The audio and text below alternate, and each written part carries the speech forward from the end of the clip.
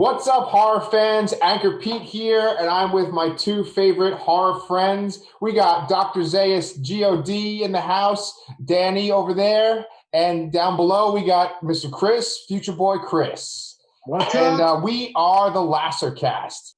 Today we're doing something a little bit different. We are talking about a movie that just premiered on Shudder yesterday. We're talking about the movie Hunted. Yeah. So we're talking about 2003's William Friedkin's Hunted with Benicio del Toro and Tommy Lee Jones. That was a good movie. Not a great film, but something I wish we would have watched instead. We're going to talk about the movie a little bit without spoilers, and then we're going to talk about spoilers at the end. We'll warn you when it comes up, but if you haven't seen it, you can check it out on Shudder. Though based on this review, I'm not sure if you're going to do that. I'm going to totally mispronounce everyone's name tonight. The movie is directed by Vincent Paronnaud, I would say. That might be the way to say it. Vincent Paronnaud. Paronnaud? Okay. Paronnaud? I don't know. Yeah. And what kind of shocked me when I looked it up on IMDb was that he directed Persepolis, which Danny was just saying before the show that was at least nominated and possibly won an Academy Award for like Best Animated Foreign Film or Best Foreign Feature or whatever, you know? And so that kind of blew my mind that he made this movie. The main character's name is Eve, and she's played by Lucie Debay. And pretty much everyone that's in this cast, they're in foreign films. You're not going to necessarily recognize anyone, including Ari Warsthalter, who plays the guy. Aria Warsthalter, I think his name is. Warsthalter. Okay. And the only person that you might recognize was Ciaran O'Brien. And he plays the accomplice.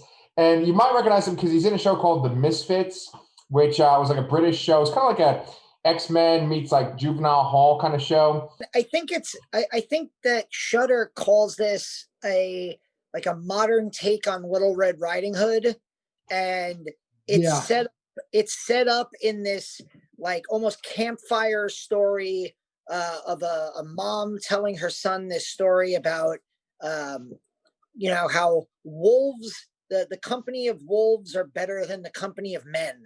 And we meet this woman, Eve, and she goes to a bar one night. She's, we literally only meet her for about 5 minutes. And all we know about her is that she's stressed out at work. And she goes to a bar. She meets this guy. Things seem to be going very well. They go back to their car. And the accomplice gets in the driver's seat. And they basically are trying to kidnap her, and it becomes like a woman in peril movie, almost from the jump, where they drive out.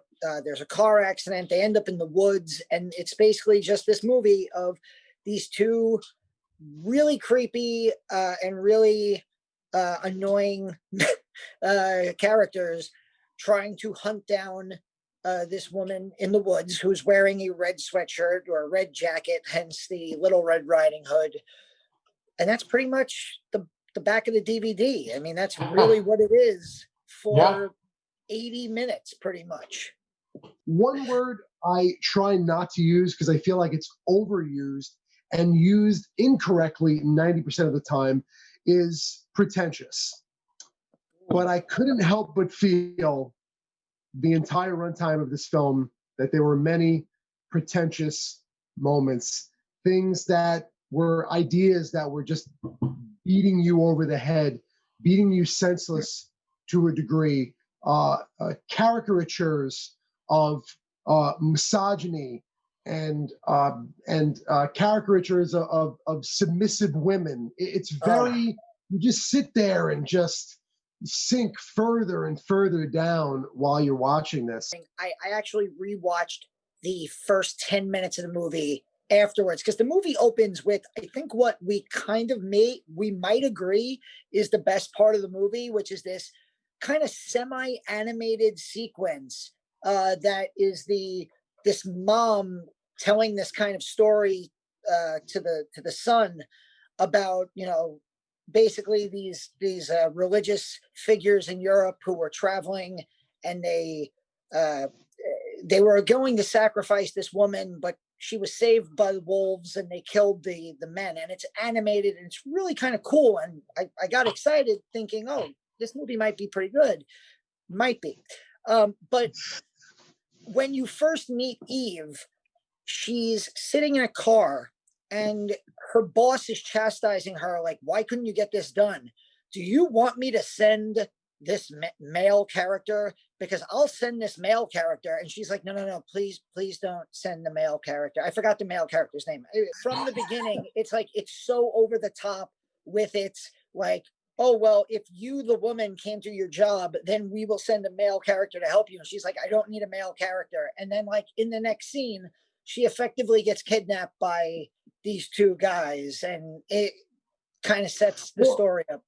Well, so after we get the fog storytelling intro into the Zack Snyder 300 flashback sequence, also learning that this was basically shot around the world, Belgium, Ireland, France. And the characters in this film, by the time we get to the gas station attendant, I don't know where the fuck we are. The gas station attendant, I'm like, oh, we might be on an alien planet because this guy is from another fucking world. There's one scene late in the movie where these two characters who have never met before are sitting together, and the one character says, oh, we're tourists. And she goes, you brought a dog to Europe. And in my head, I'm going, Europe is a big place. Europe goes from like Great Britain all the way to Russia. I said to myself in that moment, I'm like, oh, we've narrowed it down. Europe. I wrote that down. Oh, that's it. That's where we are. Which brings me, and I you know, Pete, when he introduced this movie, we were kind of like, we're all struggling to, because we're all, you know, typical Americans, we're all struggling to pronounce these people's names. And it made me, like, everyone in this movie is a foreign actor. The director is a foreign director. Right. Why was this in English? Why was this? I love foreign films. I love foreign horror films. And I feel like if I wasn't listening to terrible, like, attempted English accents, where like a woman born in France is probably speaking her English to like actors that are from other countries, and they're like, if there was just, if this film was in European, then I think I would have liked it a lot better just for that on its own. I would have preferred this to be subtitled. It was the whole thing. It just felt off the entire time watching it. And different European countries have specific styles. An Italian horror film feels different. In the early 2000s, I got really into French extremist movies, like those super violent French movies like Martyrs and Frontiers and High Tension. Yeah. And those movies just felt different. And part of that feeling different is you're like, I don't speak French, but I know French when I hear it. And I know that English was not the first language for any of the people in this movie. Right, you guys mentioned intense French films, right? How do you guys feel about Alexandre Aja? Oh, love him. He's actually got, I wish I remember the name. I think it's O2. He's got a movie premiering on Netflix. Netflix just dropped a big 2021 slate a couple days ago. Yeah. And Alexandre Aja's got a new movie. Apparently they're going to be doing, keep your eyes on Netflix in 2021 because they're supposed to be doing a ton of horror. At least that's what they're saying. And Alexandre Aja, who recently just did Crawl, he's supposed to have a new movie coming to Netflix this year. Well, Shudder also just released that they're doing like 11 original movies in the first like 11 weeks of 2021. So, I mean, the streaming services are keeping us alive with the theaters out. Like, especially in the horror community. We brought that up in our top 10 of 2020, how, you know, basically streaming has just been, it's all we have, basically. So they're doing us right. They're doing Right. us right as horror fans. We, And I mean, and you know, like we were talking about French movies. Like, I love Shudder. This movie's on Shudder. I don't recommend this movie, but I'll throw Shudder a bone. Go on Shudder and watch Revenge, which is one of the best, one of the greatest woman in peril movies you'll ever see. It's a French movie with French people speaking French, and it takes the chances that this movie doesn't take. It goes the extra mile that this movie doesn't go. And it's directed by a woman, Coralie Farget. It was in my top, I think, 5 of 2018, I think. It's so freaking good. It's still streaming on Shudder. And this movie, to me, felt like, would I recommend this movie? No. But I would recommend you get Shudder to watch Revenge, which is probably a better version of this movie. Yeah. If you're the type, I'm speaking to the people watching, if you're the type that wants to watch a rape revenge film, unfortunately, there really isn't a better phrase for it. That's still what we call it. If you want to watch a rape revenge film, but you can't deal with the exploitative nature of it, I will say this: Revenge, it might be the least exploitative rape revenge film I've ever seen, and it is absolutely one of the best. It didn't feel like the motivations for any of the characters matched what was going on in the movie.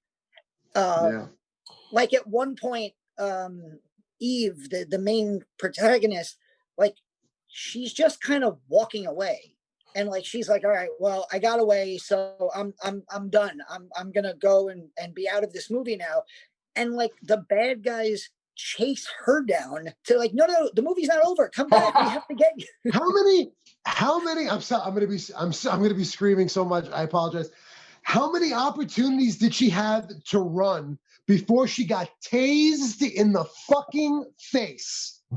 How many opportunities did she have? Right.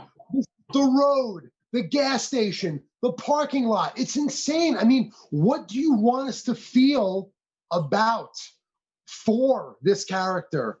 Like, you know, I brought up Alexandre Aja before because he made High Tension, right? And that's what this movie is missing completely is tension. There's no tension whatsoever. And right? chemistry. And chemistry too. And so to kind of go off what you were just saying, Chris, is that like I never really feared for the woman, except for in the very beginning. Like in the very beginning, when you're kind of establishing who's the bad guy, what's going to happen, that's kind of tense. When they're in the car, sure. But like once they're in the woods and they just start acting like idiots, and you can see she could, like you just said, she could easily get away, get away multiple times.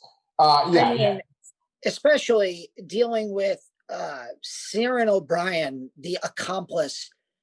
I can't think off the top of my head of a character I've been more annoyed at watching. Yeah. And maybe that's a compliment to the actor, because that's, I think, what they were going for was make him as sniveling and pathetic as possible. But I was just like, can we kill him off?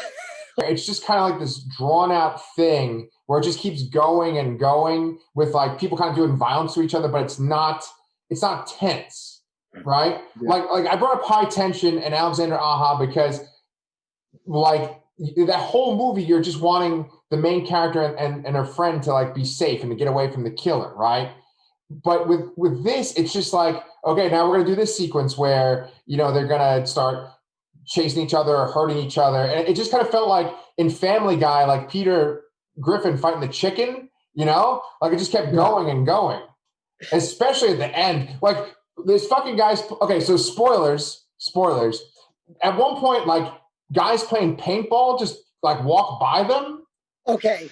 So there was a point in this movie where I totally felt like I was watching a Zucker and Abrams spoof movie from the 80s, where all of a sudden you have this horror movie that is 2 pervert guys chasing this woman in the woods.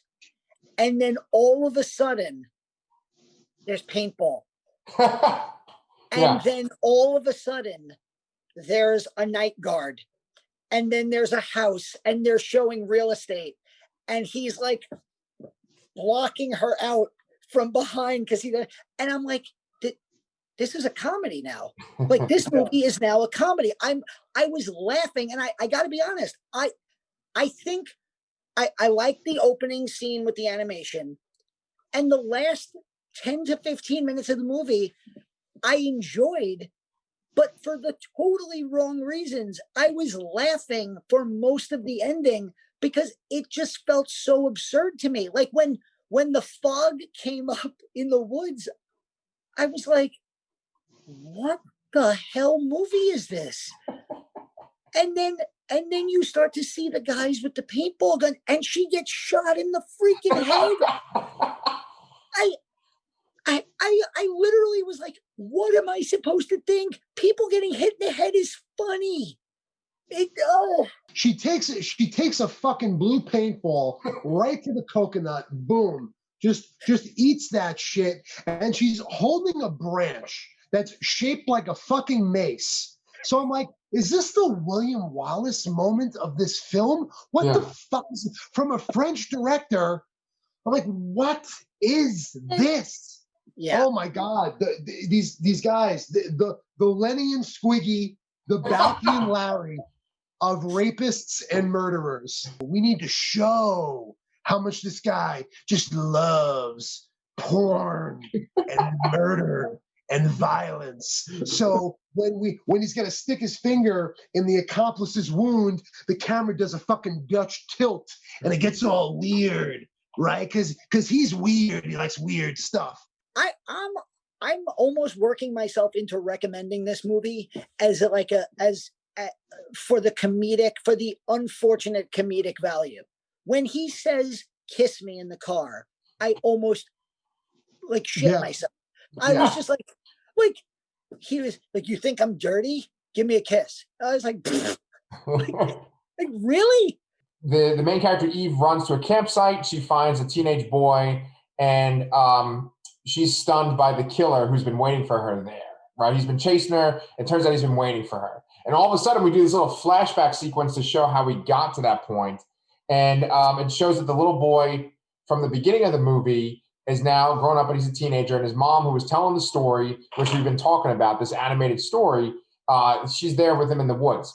Have they been in the woods his entire life? I don't know. He's got a cell phone. You know, he's kind of watching porn in a tent somewhere. But, or at least that's what the guy's implying. He's not watching porn. He's not watching porn? The guy's like, hey, you watching porn? The kid's like, what the fuck? It's okay if you are. What are you watching? Two guys? You watching two guys do stuff? It's okay. It's okay. I'm not gonna tell anybody. Fucking hell. So the thing is, though, is that like there's a little bit of tension in that part because the mom is talking to him and she asked that question you guys talked about before, which is like, you brought a dog on your vacation? I mean, God forbid people ever bring their dogs on a fucking trip, right? And she asked some questions and he walks away for a minute and then there's a close-up of her face and he just jams an arrow like right into her head. And that part, I don't want to say I liked it because it's disturbing as hell, but like I wasn't expecting it. So I thought that was good. I don't know. What about you guys? It's not that's a good kill. That's a solid kill in this. There's definitely some grisly stuff that's executed pretty well. That was a shocking scene, done very well. Oh, spoiler alert! The best actor in this movie is a crow that lands on someone's head. I think the crow might actually be the third person in a three-way. The third porn actor in a three-way. Well, as this fucking movie, I don't know. Just all I can say about it is have a drink, and if you have enough drinks, then the last 10 to 15 minutes will make you laugh out loud. If we were talking pros and cons, pros for diversity, because my God, there's just people. This was shot all over Europe. People from everywhere. how about the scene in the bar at the beginning when the guy hits on her and he goes, "You're Russian? No. Polish? No. French?" What the thing that really disappointed me the most with this film was just I feel like I don't even want to say it was well intended in its messages. I felt like its messages were just so far off the fucking mark. Like, I mean, this is essentially, this is a rape revenge film, and we constantly put our hero in a terrible light in terms of who she is and what she's capable of, and when she finally does make that turn, and at some point we basically say like, oh, she can do this, she can defeat the bad guy, but this bad guy has to have A, B, and C happen to him to bring him down in a strength level, in an intelligence level, for her to be able to do this. And then I'm like, then what's the fucking point? If they can't be matched up as adversaries, what's the fucking point? What are you trying to say if we have to dumb this imbecile down even more, wound him in multiple ways, and then maybe she can defeat him? And that you know, I just kept thinking, I almost put it on this when I finished, but like, I just keep thinking again, get Shudder and watch Revenge. Because if you want to see rape revenge done right, and if you want what Chris is talking about, where the woman comes back and gets just righteous, you know, revenge, it's the name of the freaking movie. But the last part of that movie, not to spoil it, is just one of the great one-on-one confrontations that I've seen in like years. And because of the context of what has happened in that movie, it's so brutal and it's so like visceral that you're just like, you can't believe what you're watching by the time it ends. And it just, none of those feelings existed for me watching this, and the movies aren't that far off. And again, I don't mean to be disrespectful, but to me as a viewer, it felt like this guy thinks he's doing Nicholas Winding Refn, but really it's just coming out like Rob Zombie. I mean, Zombie has a style, Nicholas Winding Refn has a style.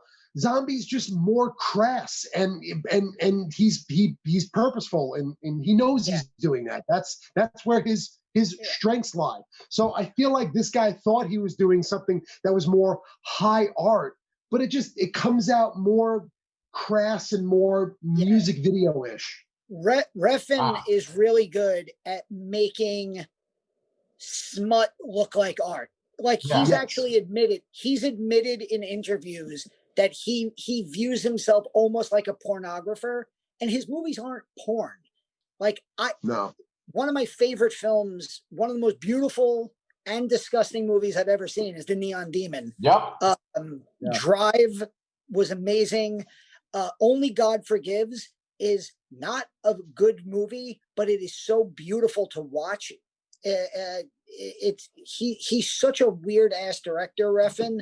Like his movies are beautiful and disgusting at the same time, sometimes at the exact same time, which is just bizarre to do. Like I admire the hell out of that. This movie, again, this was not that. Like this was definitely somebody like trying to do like, you know, the woman in peril story with like, I am woman, hear me roar at the end. And to me, like Chris said, it just, I didn't buy into it. It says everything you need to when like the woman, I am woman, hear me roar stuff at the end of this movie. I was laughing, and not because I'm an asshole, but because of the things that were done to set this up. Like the whole movie is staged in the woods, and then somehow like the atmosphere of the movie. So like the atmosphere of the movie is, oh my God, you're in the woods. You don't know where you are. How big are these woods? They're so expansive. And then they just keep running into people. They run into the huntress and her son. Oh, they're there. Oh, here's a paintball game. Like, oh, it's like it turns into the fucking village all of a sudden. It's like, oh, we've been near civilization this entire time. Yeah. I wish I would have turned to the left. I would have seen the road. Oh, think. Oh man. Well, I think we've beaten this movie like a dead horse, right, over here. But we've also given some really good recommendations for other movies that you should go see that are in sort of the similar subgenres of horror to this movie. So maybe don't watch Hunted, but go watch Alexander Aja's movies. Go watch Lords of Salem. Go watch Revenge. Yeah, there's plenty of good stuff in this type of subgenre. Excellent. Yeah, absolutely. Go on Shudder and watch Revenge. You will not be disappointed. Okay, well, so then for the rest of this month, we might do a new Shudder release, and then also we have our stand review that we're doing every week. But until then, guys, I guess we will hopefully see something better next time, right? Yeah.